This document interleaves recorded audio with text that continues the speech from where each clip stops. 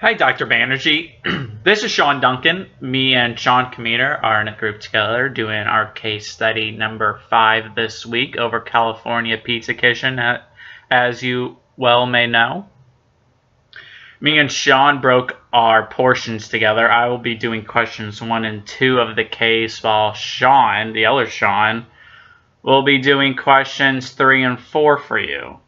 So first of all, my first question is, in what ways can Susan and the financial team of California Pizza Kitchen facilitate more success to the business? And the second question I will be going over will be the KPM and the WAC calculations that we came up with.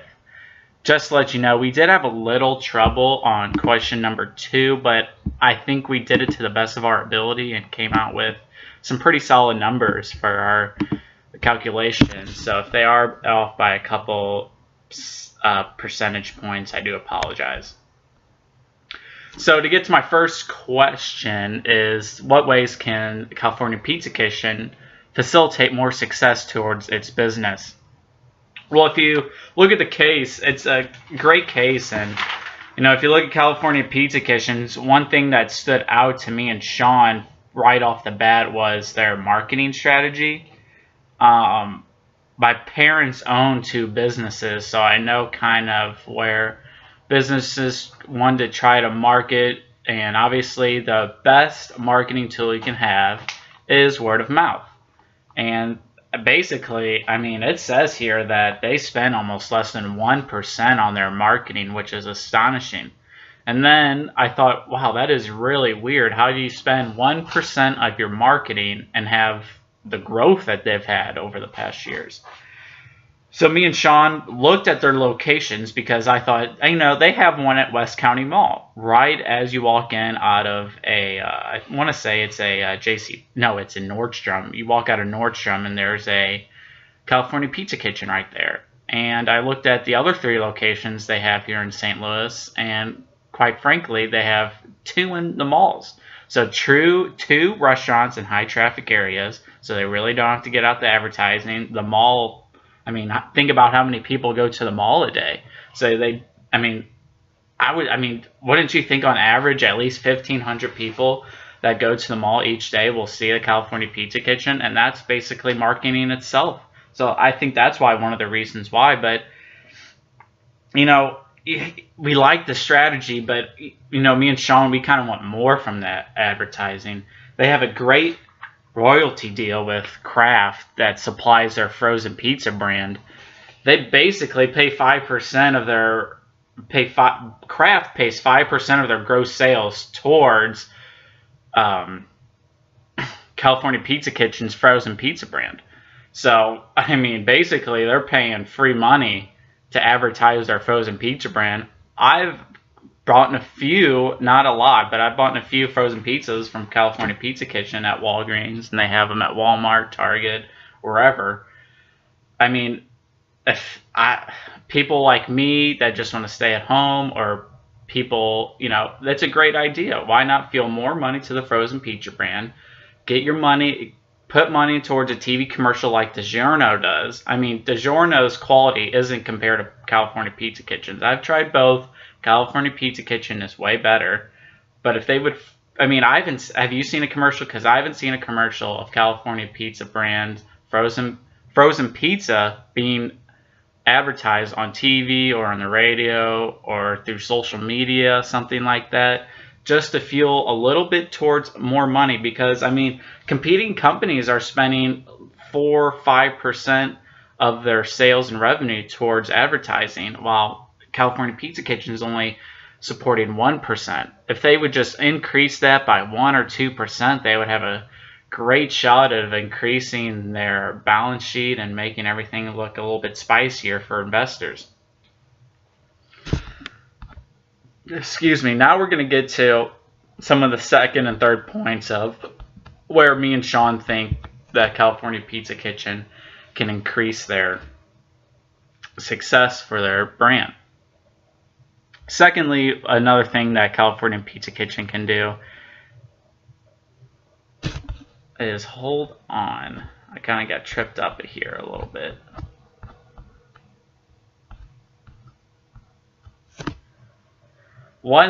Another thing that the California Pizza Kitchen can do is obviously they can fund more company-owned restaurants. That is a big thing for them. If they can produce more company-owned restaurants, then they can control how things are run instead of people franchising them, which is not a good deal for them. They can control how the management is run, control the food quality, make sure everything's top-notch. So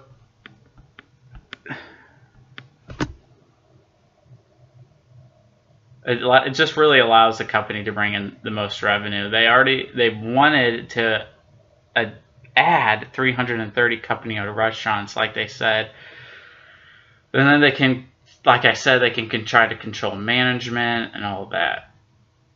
It's just a great way to add additional revenue to the company. If they just add more company-owned restaurants, and increases their revenue by a great margin, and it will look great for their revenue compared to companies like, you know, Applebee's and stuff like that. They could try to compete and even rise above their level, which would be awesome considering they barely have any debt, they barely have anything towards advertising. So two things that you got to spend money to make money, and they're barely spending money to make money. So if they just add some more restaurants, which is money, but those additional restaurants will be controlled by corporate, and they will be allowed to bring in as much revenue as they can compared to a franchise restaurant of California Pizza Kitchen.